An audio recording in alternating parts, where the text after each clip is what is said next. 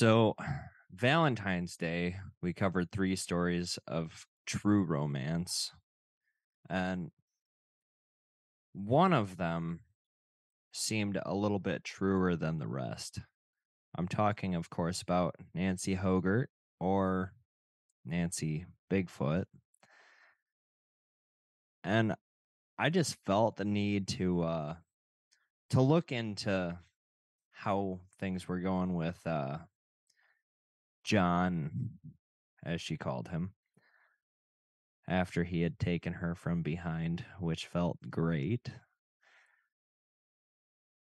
So when I looked on the web, I couldn't find anything, which led me to start thinking, and usually my thinking is quite accurate. So here is a artist depiction of how things are going in their life after 2008 smashing and long distance relationship. The reason that Nancy hasn't been heard of since then is one, she said Bigfoot is shy, so publicity is a no-go. So what I think happened is Bigfoot built a nice little home out into the sticks. And if I remember correctly, she's 52, so he had to order a sleep number bed because sleeping on ground and sticks and stuff when you're 52 is no bueno. But after they moved in together, you don't have to do the 3 hours of commuting. And well, they started humping regularly as to try to make children. 10 months after they moved in together, Nancy birthed a fuzzy little critter they wanted to call Nancy, named after the mom, Nancy. And well, that was in 2009 that happened. So they started raising Nancy, but they realized their child was a bit lonely, so she shat out another one. And they named this one Theodore. But they weren't done with Theodore. They had another one named Bob Saget, named after Thor. And well, they've just been secluded raising their babies, Nuncy, whatever I called the second one, and Bob Saget. And life has been miraculous ever since, and still to this day, where Nancy is the ripe old age of 96, if my math serves me correctly, and Bigfoot doesn't age because he's Bigfoot. The end. You feel better now you got that out of your system? Yeah. Okay, cool.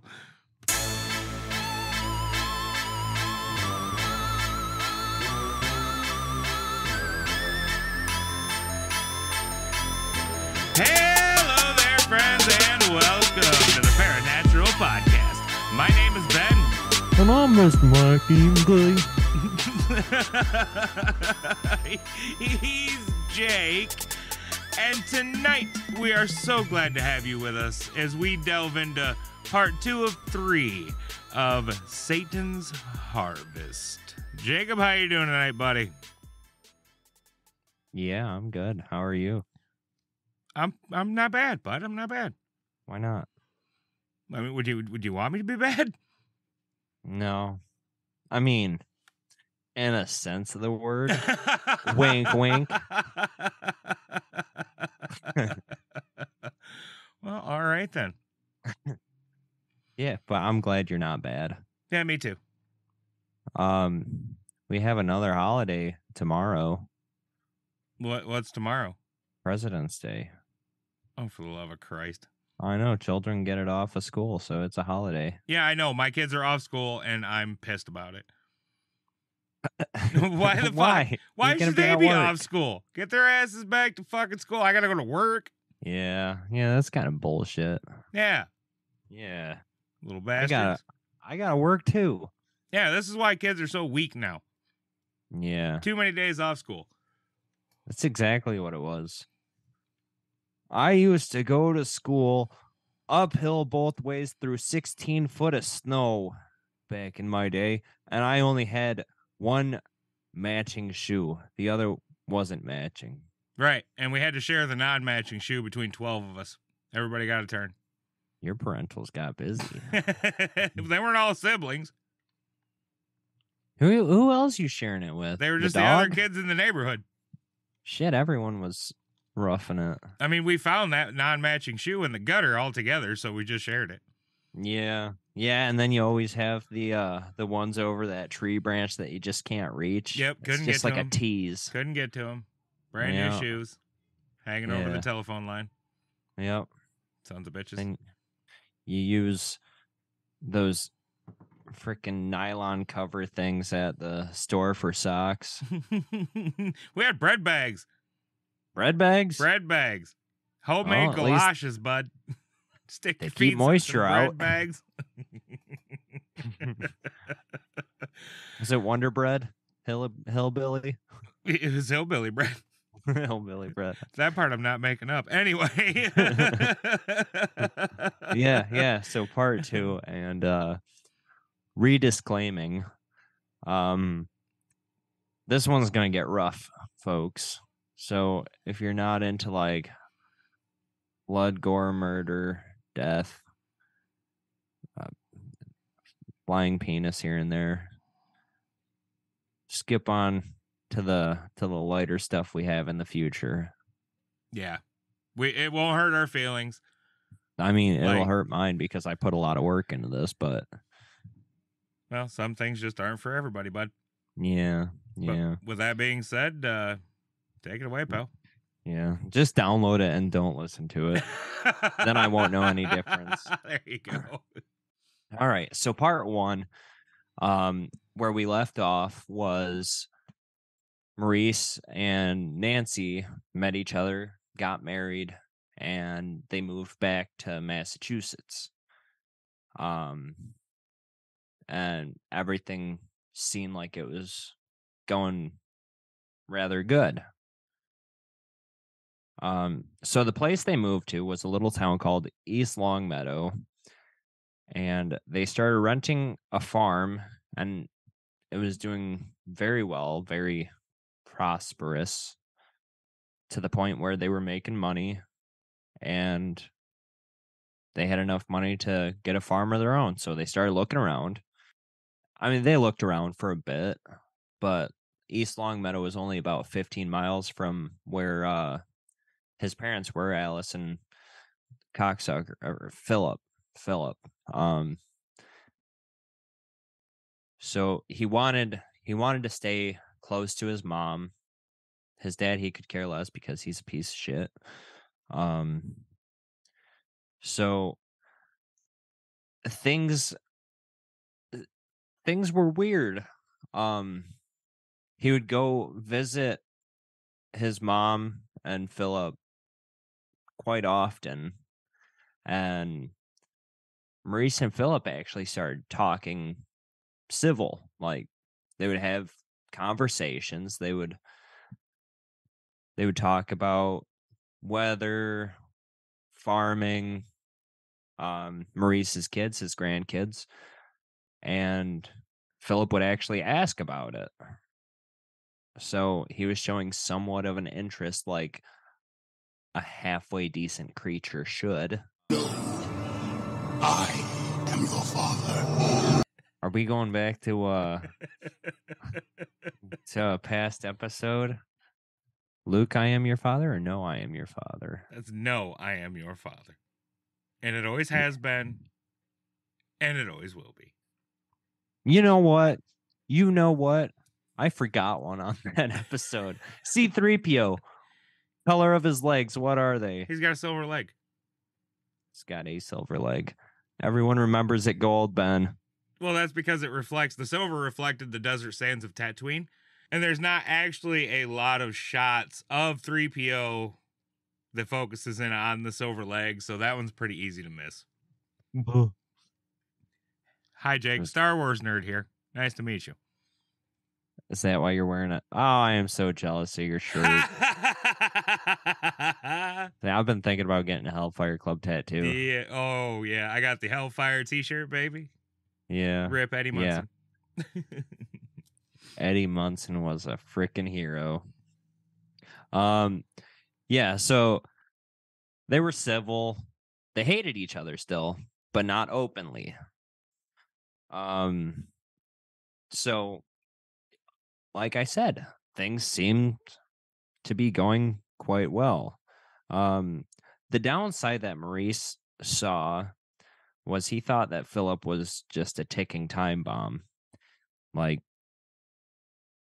it was going to get bad, like worse. That's a fair assessment given the type of human being we're talking about. Human being is being generous. It sure is. He thought that if Philip didn't let his anger out, he was going to do something really horrific. Although Philip's new calm demeanor might have been because he literally made all of his kids move far away from him, all the way to Oklahoma. Maurice was the closest one, but literally all of his kids, all 11 other kids, hated him. And I feel bad for Alice because just this book explains her to be such a caring, such a wonderful mother, even great person. But the fact that Philip is just a piece of shit, she doesn't get to see her kids. She just gets to see Maurice and her grandkids that Maurice shat out. So, yeah, everything seems to be going good. But the strange occurrences that ended Maurice and Erica's marriage didn't happen very much, but there were still a few alarming situations when things were going good. There was a time that Maurice and Nancy went to look at a farm and they were on the porch discussing the pros and cons about the property. Nancy had a cross necklace that her mom had given her before she died. And she pulls it out and says, "Let's ask Jesus." Maurice gets this like fire in his eyes and just he goes all wild looking, shoves her ass off the porch, pounces on her, grabs the cross necklace, rips it off of her neck, and throws it into the woods nearby, which are very thick with brush.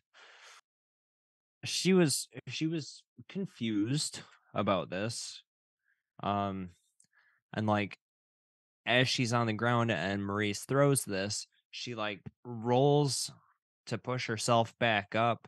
And when she looks back up, maybe 3-4 seconds had passed. Maurice is already standing on the porch looking all nonchalant. And he was muttering something. In a strange voice, he was saying, "I have her by the hand," again and again.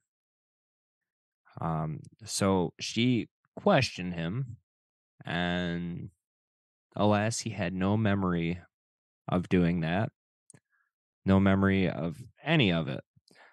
The next day, Maurice said he had something for her and reached into his pocket and pulled out the cross necklace. Thrilled, Nancy asked how he found it in such thick brush in the woods. Maurice said he didn't find it. A lady in white found it. She took me by the hand and she showed me where the cross was. I don't even remember where it was. Nancy asked who the lady was, and after some hesitation, Maurice said, "I didn't get a good look at her face, but I think it was your mother."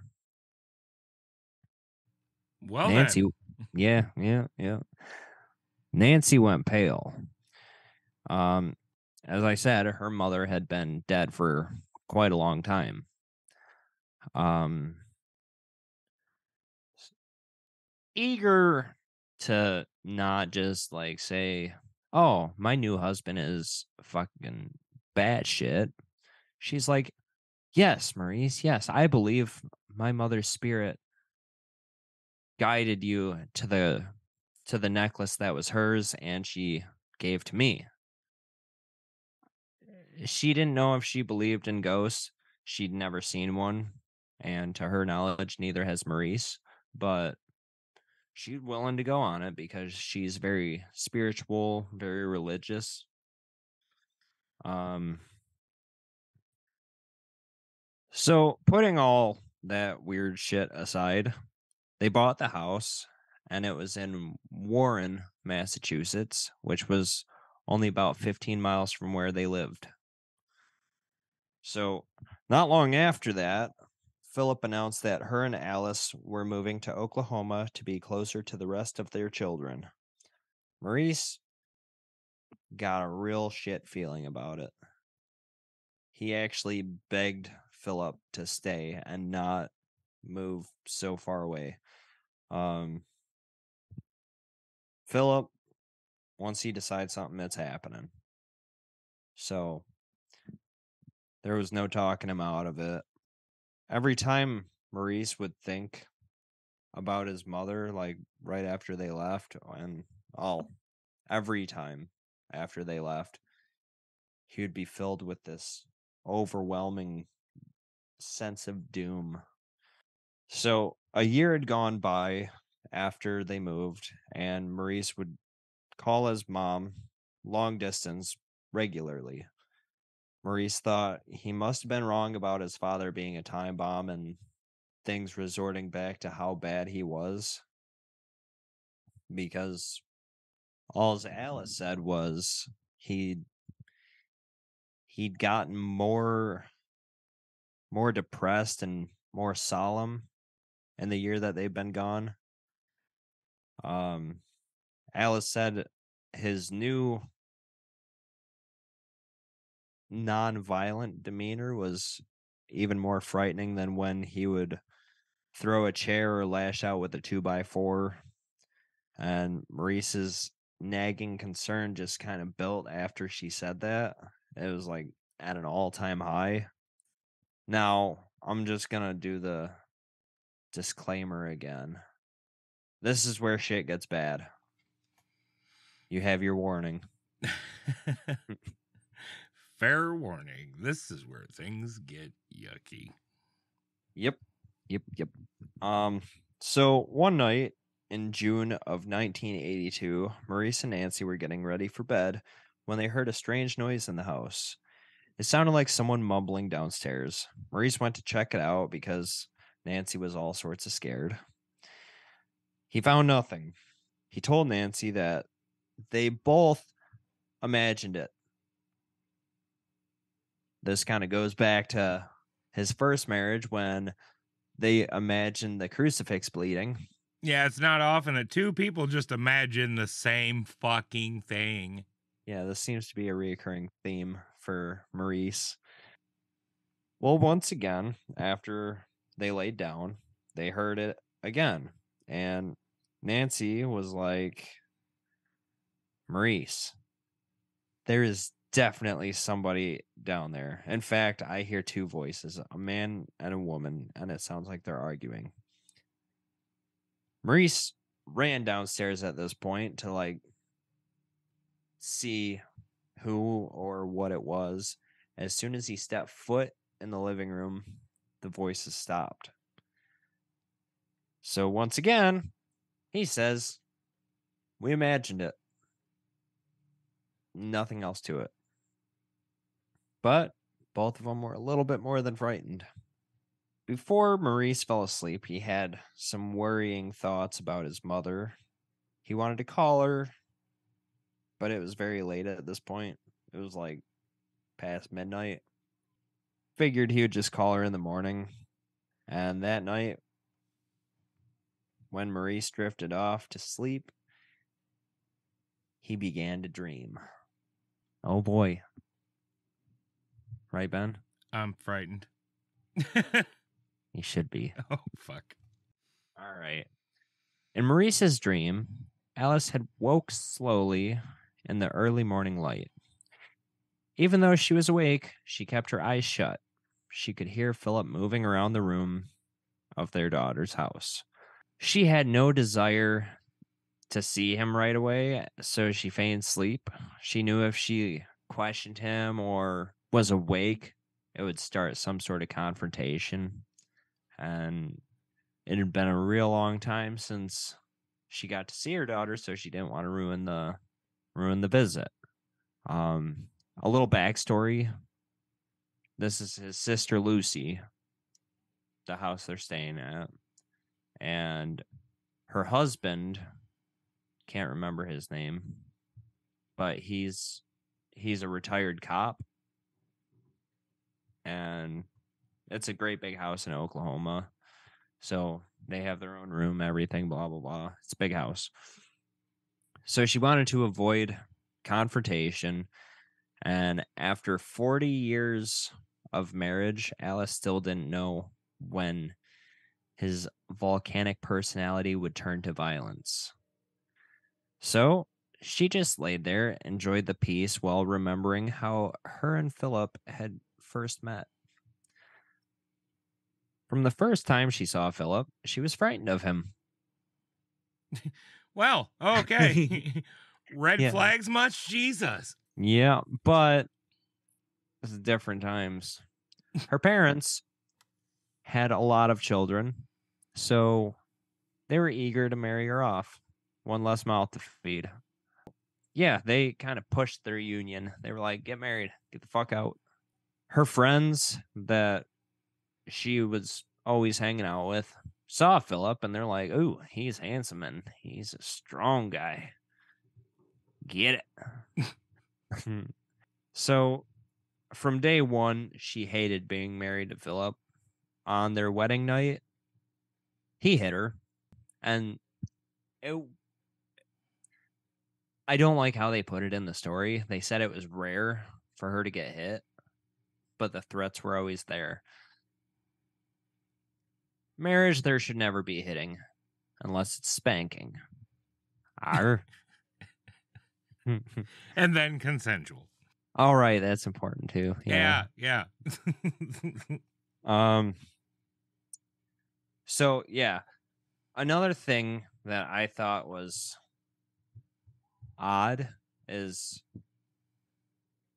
this dream has some vivid fucking detail. Yeah, little too much detail, if you ask me, but Then Maurice dreamed of them banging for the first time. I'm kidding. Like I said, it's gonna be a rough one, so I gotta try to lighten the mood a bit. So she hated being married to Philip from day one, but almost immediately after they got married, she started shitting out little ones. as you do. Yeah. Holy shit, I was wrong on the kids earlier. 16 kids. 16. She was shatting them out real Holy quick. shit, bud. Yeah. If that was modern day, she'd have a show on TLC. Yeah. So yeah, the kids came quickly and frequently. I worded that a little bit weird. God So damn it. Shut up. for the sake of her kids, she stayed. She always dreamed about like running off in the middle of the night, but she knew the kids would be pretty much fucked if she wasn't there because she was the only thing to falter the abuse. So yeah, 8 sons, 8 daughters. They distracted her from Philip's drunken abuse. Alice also, during this time, prayed for Maurice and the rest of her kids. Philip had left the room and quickly re-entered, digging through cupboards. She was overcome by a putrid odor. Finally, she opened her eyes. What she saw was so utterly terrifying, a scream formed in her throat. Philip was kneeling on the bed, leering down at her. This, however, was not Philip, but something poorly wearing his skin. An Egger suit. Egger suit. Men in Black. Catch up. Oh, God. Egger suit. Not even in his most wild rages had Philip ever looked like this, she thought. His brow was so swollen that it almost looked ape-like. His lips were drawn back over his teeth, giving his jaw the appearance of a muzzle. I tried to picture that. If your jaw like kind of protrudes while baring your teeth, I guess I could see it. But like, that's hard to do. It's like facial contortion. His eyes were all black, no color at all, like two abyssal pits of nothing. Alice knew she was in grave danger. She couldn't see anything in Philip's hands because they were under the bed where she was laying. Well, not under the bed, but like over the edge to where you can't see off. They were out of sight. Yes, out of sight, but not out of mind. She knew they were holding something. Now, I'm going to, just for the sake of like trying to be a good podcaster, I'm going to try to like change the voices a bit. Okay. Well, it seemed to work last or Valentine's Day. That was kind of fun to listen to. So I'm going to try it. Good morning, Philip growled in a voice that came from Philip was not like his at all. Alice asked why he was talking like that, to which he replied, "You're smiling. It's making me feel goofy." I'm just listening. Well, stop smiling. Your face will crack. Don't do that either. To which he replied, "We are not Philip." We are not Philip. What? Do that again. We are not Philip. That wasn't even modded. That was all Ben. Yeah, picture that. I can't do that with my voice. So she asked, "Who are you?" She choked that out. I really wish I had that because it would be so good right now because there's a lot of dialect. Dialogue. Dialect. "We are old friends of Philip," he said with a wicked smile. Alice noticed the temperature had dropped exponentially in the room, and with dread filling her, she asked the question she was afraid to. "What is your name?" Instead of answering at first, it just spewed blasphemous filth. So I tried to do some Google Translate on this, but I have no idea how to spell it. What in the book? Oh, wait, you listened to the book. But it's in French. Oh, okay. So I'm hoping you have it. I fucking doubt it, but all right, I'll give it a whirl. It said this 3 times. Mm. Mrs. Stickney. Jesus? Yes, Mrs. Stickney. Or Mrs. Stickney. Are you trying to say monsieur? No. Then no. I don't think that's French then. Well, it didn't sound all that Latin, but it might be. Who knows? So yeah, it says that a few times, and then it says, "In bowels and bead and dusty garb, the eel is credited with the possession of many marvelous virtues. The power of transformation is shown in a multitude of cases. Fuck. Joan of Arc was married to the fire. Wolf, cat, dog, griffin, Uriel, the nails. Oh, stick together now, mates. The daring one, Mr. Homunculus. How do I know the ruler of 7 chains, you ask?" Alice was a bit creeped out by this. Well, no shit. So she asks again, "What is your name?" To which it replies, "Not your mother." And it cackled. One more attempt to find out who wore her husband's skin, and she got the answer that scared her more than Philip ever had. So that whole spiel there, it didn't make a whole lot of sense to me when I wrote it and listened to it and all that. Mm-hmm. Can you make any sense of it? I will gladly repeat it, not in that voice, but Yeah, okay. You mean like the whole I am or whatever part? yeah. Yeah, go ahead. Let me see if I can. All right, starting from the top. Okay. She says, "We. Who are you? What are you?" He says, "Oh. Yep." So instead of answering what his name is, he spews out blasphemous filth. The Mizustikni,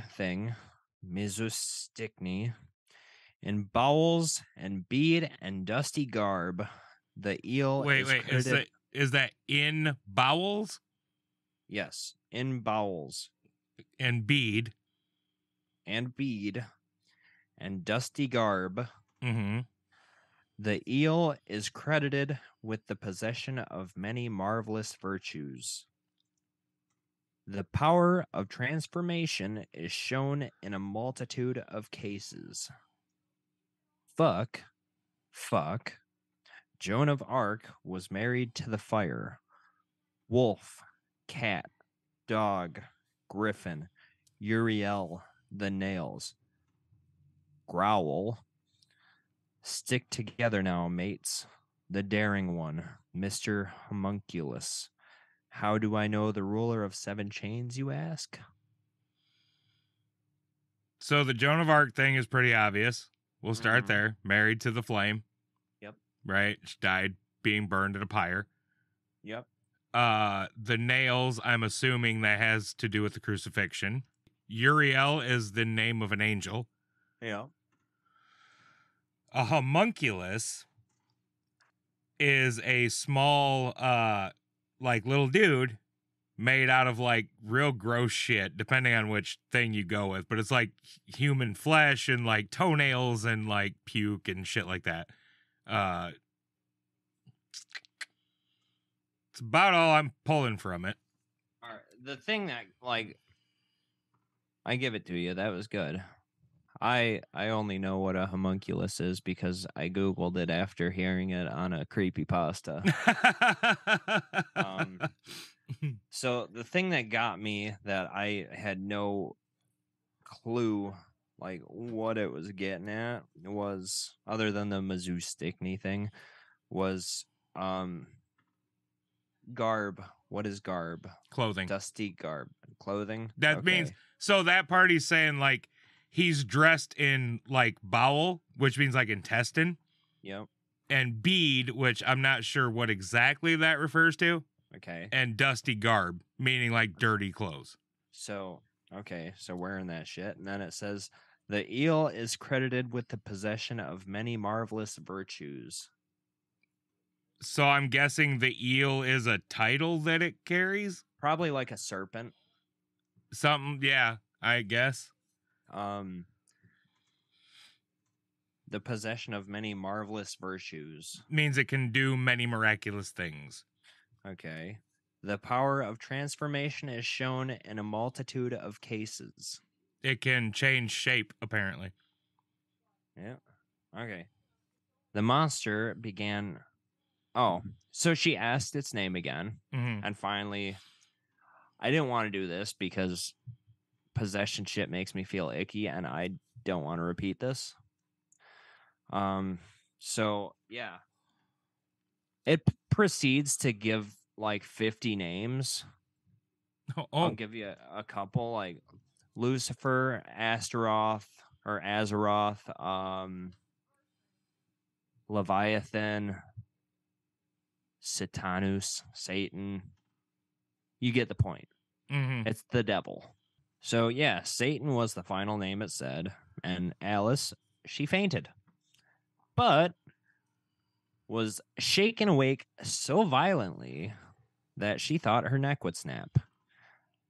And she wakes up to the wonderful words of, "Wake up, bitch," it demanded. Alice tries to scream, but her cries were cut off by a hand crushing her throat. It told her, "Shut up. We are going to kill you now. And then kill this worm we have used for so long," pointing to itself. "We have tormented you and this worm long enough. We will move to your son now." Alice noticed her son-in-law's gun was now on the sheets, and she knew it was the end. But she wanted to keep it talking. And it says she knew this may be bad for her soul to keep talking to Satan. But Well, she felt like, what? It's not like they're chatting over fucking tea here. She's still in bed. This Pretty is sure fucking this is bedtime talk. Pretty sure it's not bad for your soul to try and save your own ass. Christians. You never know. Anyway, go ahead.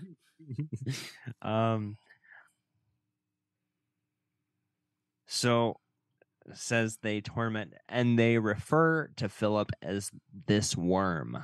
Well, he sounded pretty much like a fucking worm to me. I was gonna say, even they know he's a piece of shit. Right. When demons are calling you a piece of shit, you're probably a piece of shit. Yeah, get your fucking life together, buddy. Alice asked why, to which it responded, "We were invited. Didn't this worm curse everyone and everything? Didn't your son invoke us?" Then it changes its voice to Maurice's as a child and says, "I'd rather work for the devil than for you." Mockingly, as we covered in the first part. With a cackle, it grabbed the gun and began petting it. And it said, "My pet, my marvelous pet gun, I'd like to fuck you." You must have a real teeny Peter, bud. It did sound like it was a pistol. Poor little fella got a weenie. He got a little schmeckle. No wonder he was a sheep fucker. Anyway. Yeah, so. He's a goddamn sheep fucker. Anyway, go ahead.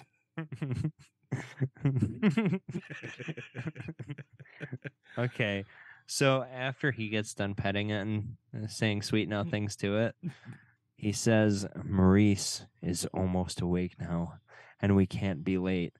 The early bird gets the worm," and it starts cackling again. Alice began saying the Lord's Prayer. "Our Father, who art in heaven, hallowed be thy name." And then she was cut off by a deafening gunshot.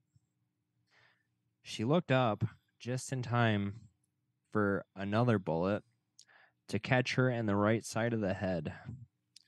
With her last breath, she heard a third gunshot. And this was all Maurice's dream? Yep. That guy, he needs to cut back on the chili dogs. So I eat chili dogs. I never had a dream like that. Well, you're not in your 30s yet. Trust me, it's all downhill from here, pal. Avoid chili dogs. How about cheese dogs? Am I safe with those? For a time. Oh, God. Just All wait. right. Just wait. All right. Wait till water gives you heartburn. Breathing gives me heartburn now. I gotta get a drink and get that demon voice out of my throat. This fucking story's giving me heartburn. This episode is brought to you by Tums. Feel the relief. Maurice and Nancy were startled awake by a pounding at the door. Outside, there was a somber-faced cop. The cop told Maurice that he needed to call his sister Lucy. Maurice called, but as it's ringing, he starts getting dizzy. The room starts spinning and everything goes white. He passes out. Like a concerned wife should, she grabs the phone. Nancy does. And Not her Lucy's, husband? huh? She doesn't grab her husband? Fuck no, he's already out. Oh, The phone's still ringing. She's hardcore. There's a reason she lasts this long. I made it sound like she's gonna die. She doesn't die. Maybe. Spoiler alert. Maybe, I said. So she grabs the phone, and Lucy's husband is on there, and she asked, "What in Davy Jones' nutsack is happening?" And then he tells her the news. I looked this up, and it is true. You can find this. So, in June 1982, an article appeared in the Holyoke Tribune transcript stating a married couple in Choctaw, Oklahoma, had died in a most gruesome way. Police ruled it a murder-suicide. One Philip Theriault had shot his wife Alice Theriault in the right side of her head and turned the gun on himself, shooting himself in the chest. 3 shots were fired, one lodged into the wall behind the headboard of the bed, the other right side of the dome, and then it said that Saturday would be the funeral services back in their hometown. And it said where they were buried, but so now I want to go back to the first part.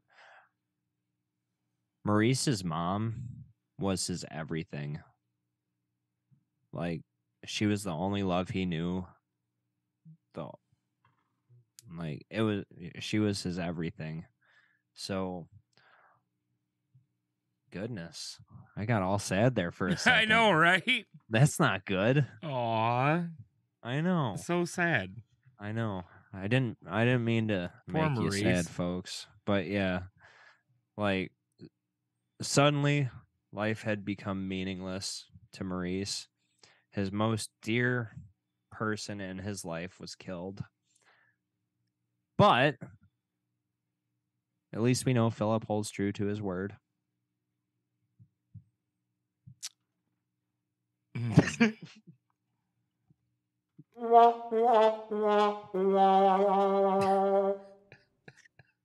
Oh, I felt bad doing that. You should. Oh, I'm sorry. I'm sorry. I'm sorry, Ben. I'm sorry, listeners. We needed something. God damn. All like 26 of you now. Oof. Buddy. Yeah, it really sucks. Like, his mom has always been everything to him. Nancy tried to console him, but to no avail. Maurice was, simply put, broken. He was destroyed. A little bit after that shit goes on, Maurice, Nancy, and their 2 daughters moved back into Maurice's childhood home. The strange occurrences that had plagued Maurice for the majority of his life had heightened since his mother's murder. There was one time in the winter, Nancy had noticed a strong stench, and she couldn't find Maurice, which was weird because he was always around, and said there was a really big snowstorm coming, and the snow was falling real heavy. So she looks all around the house and doesn't see him. So then she looks outside, starts walking towards the barn. Maurice peeks his head out from inside the barn after she's calling for him, and he's like, "Oh, I'm here.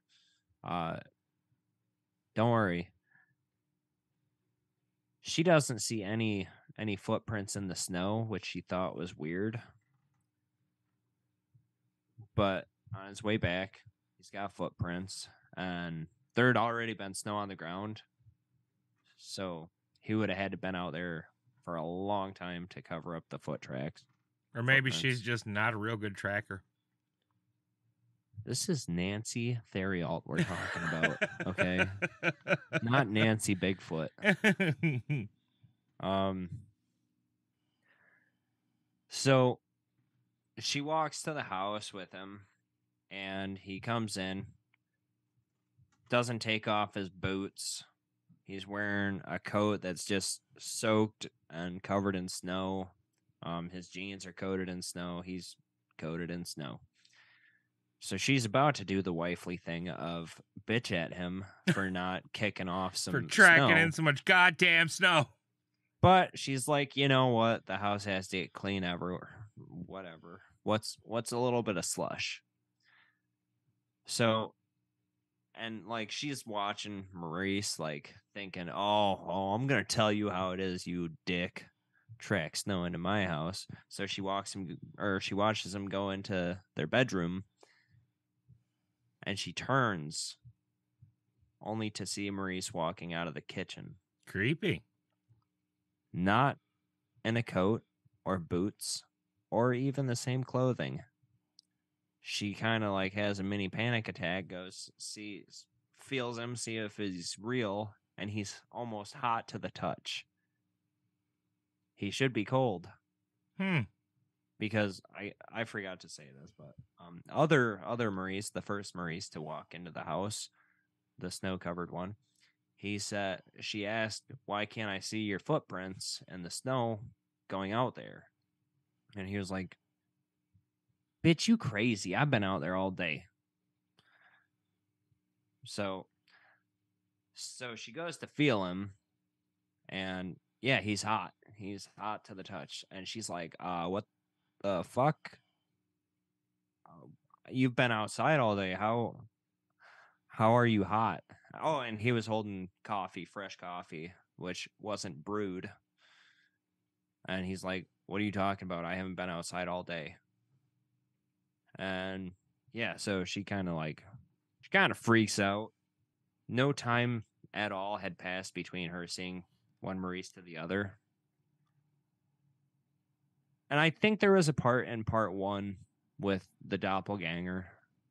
Yeah, there was. Yeah. So she walked up, put the hand on him. He wasn't cold. And from there was just like this growing fear in the pit of Nancy's stomach. And after his mother died, Maurice started having these terrible panic attacks, nightmares. And he would explain them to Nancy when she would ask. What he would see, I didn't make these as detailed as the one with his mom, because we know Maurice has some detailed effing dreams. He would have nightmares of this man who is bent backwards yet turned around. So like picture doing the limbo but twisting your body around to where you're facing the ground, but somehow this thing's looking up at him. Fuck this shit, I'm out. Fuck this shit, I'm out. No thanks, don't mind me. Yep, nope, nope. Yeah. That's creepy. Well, somehow it's still like looking up at him too. Yep, no and thank you. It'll stab him with these. I've seen the fucking Grudge. No thank you. See, it reminded me of like The Conjuring 3.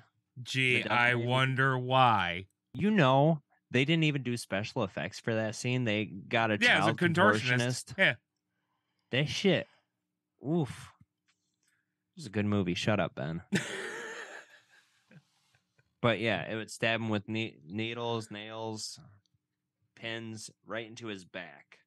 And there was a few times where he woke up swearing he felt it, but... Well, it's just free acupuncture. Trying to help you lose weight, stop smoking. Is that what acupuncture does? Fuck, I don't know.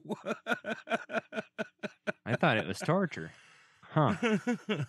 So, again, he would wake up from time to time being like, ouch, my back. But one time he woke up with a severe stinging in his back, and it took him a bit to go back to sleep because Maurice is like, what the fuck? So when he woke back up in the morning, okay. Maurice sleeps shirtless. Don't we all? I do. Same. Well, I sleep a little bit more natural than that. But... Oh, natural. So yeah, he's sleeping shirtless. I don't know about the pants situation. He might have his dong hanging out. Who knows? But Nancy looks at him and screams. There on his back is there's something carved into his back, and it's legible. Oh. So she tries to read it, and it's in a different language. So she's like trying to sound it out, and Maurice is like, "You're full of shit. There ain't nothing on my back." But she's like, "Go look in the mirror, dick face." Dick face looks in the mirror, and sure as shit, he's got 4 words carved into his back. It was in French, so he's like, he can't see it good enough, so he has Nancy sound it out for him, and I ain't even gonna attempt to pronounce the words, so I didn't even write them down. But translated, it means the door is open. Oh. Dun dun dun.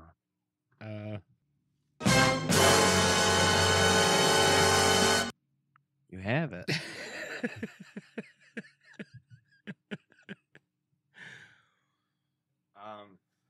So that's where I'm gonna end part 2.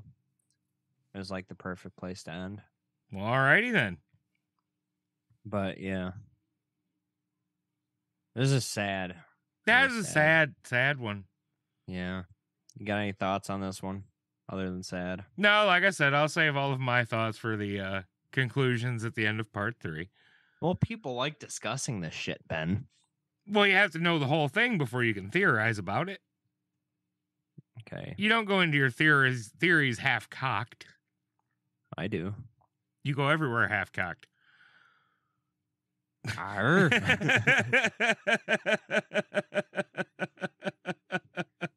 What about it, Ben? You always got to be ready. Oh, I was just talking about because it's only 3 inches. Anyway.